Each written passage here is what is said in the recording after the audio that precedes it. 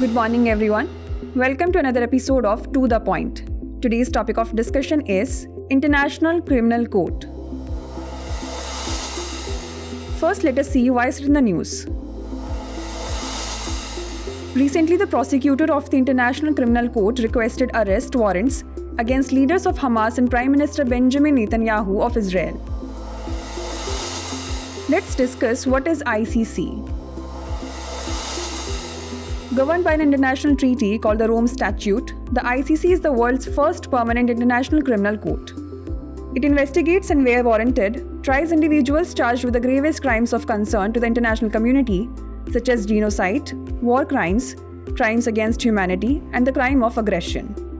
Through international criminal justice, ICC aims to hold those responsible for their crimes and to help prevent these crimes from happening again.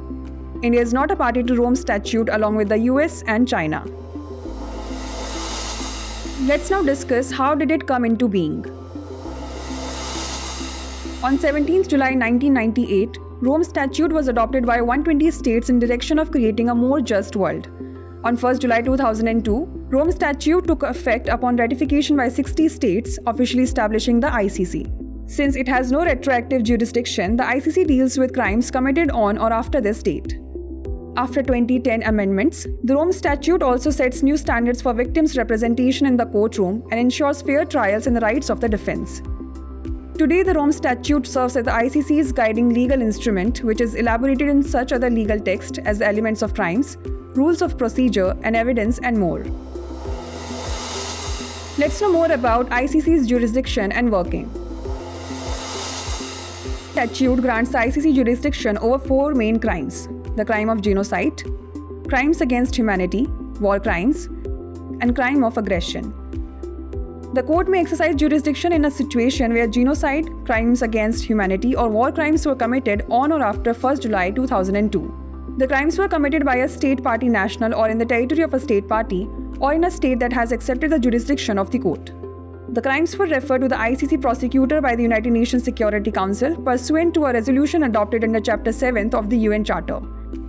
As of 17th July 2018, a situation in which an act of aggression would appear to have occurred could be referred to the court by the Security Council, acting under Chapter 7 of the United Nations Charter, irrespective as to whether it involves states parties or non-states parties. The ICC is intended to complement, not to replace, national criminal systems. It prosecutes cases only when states are willing or unable to do so genuinely. ICC is not a UN organization, but it has a cooperation agreement with the United Nations. When a situation is not within the court's jurisdiction, the United Nations Security Council can refer the situation to the ICC, granting it jurisdiction. This has been done in the situations in Darfur, Sudan, and Libya. Now it's time for the practice question.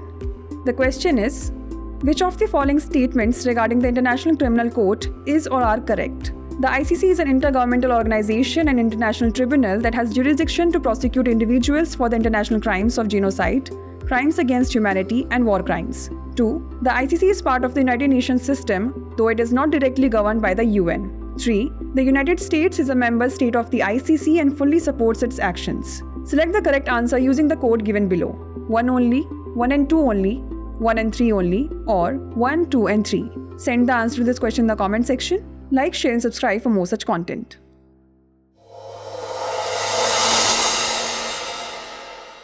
For more informative content, like, share and subscribe, and do not forget to press the bell icon to get the notifications.